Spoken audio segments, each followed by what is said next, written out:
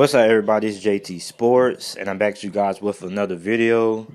And I'm going to be talking about what you need to know about the new revamped XFL Football League. So, before I begin, make sure to like the video and subscribe for more XFL videos. I'm going to be posting breaking XFL videos whenever they come, giving you guys more updates on the league. And also, before I start this video, a lot of these things that I'm about to say in the video as of right now can't change because the league is still going over a lot of these rules and stuff like that. So a lot of the stuff I'm about to say is subject to change. So when the league actually starts, I'm gonna be like, I was reporting fake news because a lot of this stuff I just looked up on the internet. I did my research and I just put down what is known to the public so far. So a lot of these things can change. So let's get into the XFL's plan. So the Alliance of American Football League, they had a plan. They wanted to be a developmental league to the NFL. They even partnered with the NFL. Games being televised on NFL Network. The XFL is the total opposite. They want to be a standalone league, and they will not be a developmental league to the NFL. And they also want to be a sustainable league. So Vince McMahon, he's having no partnerships with anybody. He's strictly the owner. He's putting in $500 million of his own money into this league. And for this league to get started, they need to get some players. So their plan is they will look to lure and keep players from the NFL by offering them a higher base salary than what they would make in the NFL. And by the players I'm referring to, I'm talking about undrafted players. They had scouts at the NFL Combine and at the Senior Bowl, and they're taking a look at the talent, I guess. And when the players that don't get drafted, normally the players that don't get drafted, they become unsigned free agents, so they can sign with teams for like a small salary. What the XFL is going to try to do, they're going to try to push those players by offering them double than what they would make as an NFL unsigned free agents and make them sign a contract to play in the XFL next season and not go into an NFL training camp and try to make an NFL roster. Now, that's their plan. Do I think it would be successful? I don't know because that might be a huge gamble because it's a lot of undrafted players who make NFL rosters. So I would be interested to see how that works out. Now, when we talk about the XFL salaries, the players will be paid based on their tier and what tier their team puts them in. The tiers will determine the salaries of the players. The higher tier players will make the most money, and the low tier players will make the least amount of money. And only a limited amount of players can be placed in a certain tier. So here are the XFL tiers. So tier 1, also before I begin, only one tier has a in-stone payment amount, and that's tier 1. All the others, I just have my predictions on how much players will make in that certain tier. So that these are just my predictions. That's why it has prediction amount because I couldn't really find any set in stone payment plan. So that's just my prediction. So tier 1 is the only one that's set in stone. It would be the best player on the team or most likely the quarterback. They will make $250,000 or more. That would be their base salary for an XFL season. And only one player can be assigned to tier 1. Tier 2 will have 3 players per team. And my predicted amount that I think the players will probably make at this tier would be $150,000 to $175,000. And tier 3, which is going to be a good amount of the roster at 23 players, I think they're going to make at least $75,000.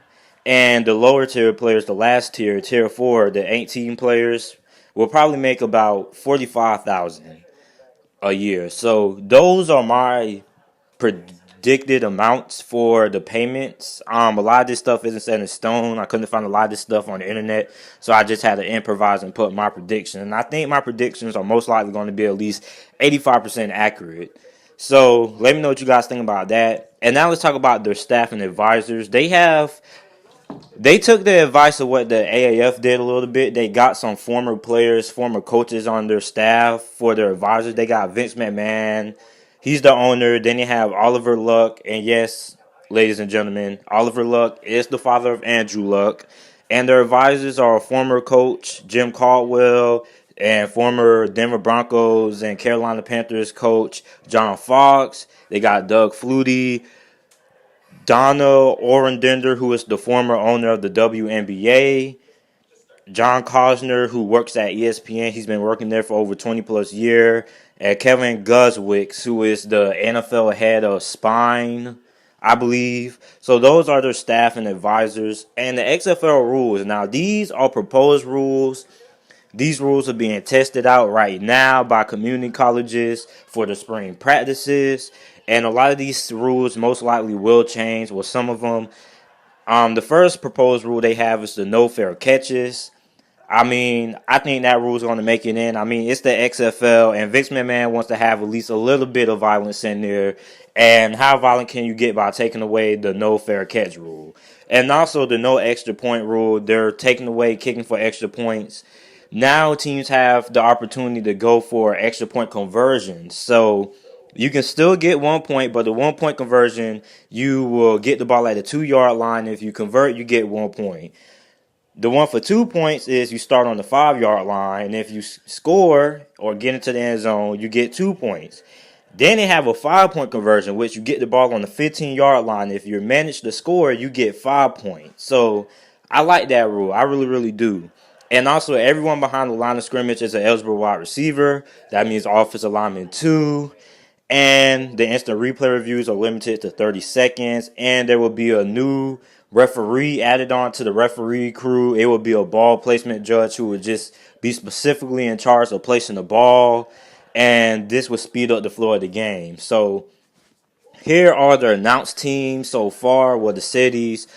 The names for these teams have not been released yet. So when they are released, I'll make a video on them. But the cities that these teams are in, there are 8 teams: Seattle, Dallas, Houston, New York, St. Louis, Tampa, Washington, D.C., and Los Angeles. Now, a bunch of these cities have NFL teams, which is interesting. They're taking a different approach from the AAF. The AAF wanted to get teams in small markets, but the XFL wants to place teams in big markets that already have football teams, which isn't really different from what the old XFL did. I believe they had teams in every city that had an NFL team. I think that's really stupid. I think you should target team. I think you should place a team in a market that doesn't have an NFL team. Then you would get more exposure, more publicity, because people there like North Dakota, the only teams that they have, or South Dakota, are the Bisons, their Division 2 or sub FBS team, sub Division 1 team. I think that would be a good decision to put a team there, because since people would be more starved hungry for football, they would be more tempted to go to the games because they don't have a professional football team there. But hey, that's just me. That's just what I would do. And for the XFL head coaches so far, they have Jim Zorn, who's the head coach of Seattle; Pep Hamilton, he's the head coach of Washington, D.C., and Bob Stoops, the legendary Oklahoma coach, is the head coach of Dallas. And the TV partners, these are not official, but I have a feeling this is most likely what's going to happen: ESPN and Fox. Now, Fox, I'm pretty sure it's going to be a 99% thing, since Fox is going to be having SmackDown on their network starting, I believe, in September of 2019, I believe. So I'm pretty sure that's going to be a most likely thing.